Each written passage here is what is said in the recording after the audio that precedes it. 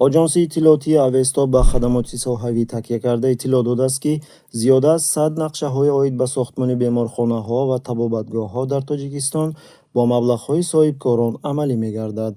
عین زمان با سهم صاحبکاران 105 بیمارخانه و طبابتگاه، 257 مرکزی تندرستی و 467 نقطه‌های طبی ساخته و تعمیر شده ایستاده است.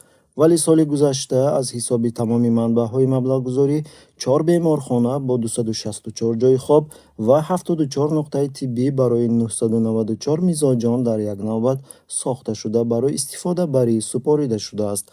یک قسم об'єкт‌های ذکر شده ساحه تندرستی از حساب مبلغ‌های صاحبکاران ساخته شده است. مشاهدان قید کردند که تمایل مذکور سال از سال افزایش می‌یابد و این به مثل باج صاحبکاری به حکومت کنونی پرداخت کرده می‌شود، وگرنه تمامی راه‌های ادامه دادن فعالیت صاحبکاری برای آنها قطع می‌گردد. صاحبکار با باوری ساختار وزارت مالیات درآمده شرکت امید 88 170 میلیون سومانی بودجه دولت را سال سوم چهارم از بر نمی‌گرداند.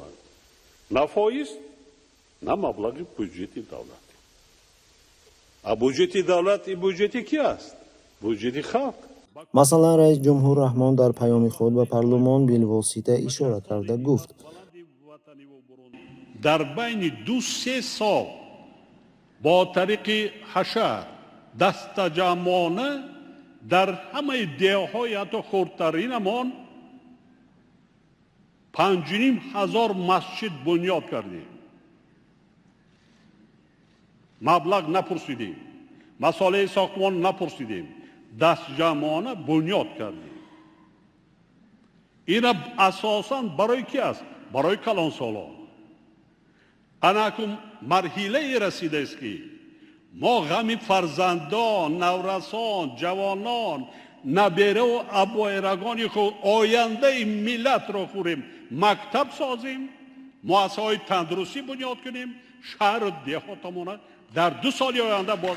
یادرس میکنیم که طول چندین سال‌ها است که مکتب‌ها، بیمارخانه‌ها و راه‌ها نه از طرف دولت بلکه از طرف صاحبکاران محلی ساخته می‌شود. اهمیت اولین درجه دادن مدرکار در انشاءات‌های ساختمانی که نو بنیاد می‌شود به صنعت معماری. تحلیلگران قید میکنند که با نظر داشت صرف مقدار زیادی مبلغ برای دستگاه رحمان که تنها برای هر یک بازدید او به یک منطقه معین کشور صرف می شود، وضعیت خیلی بی‌معنی به نظر می رسد. ای پیشوا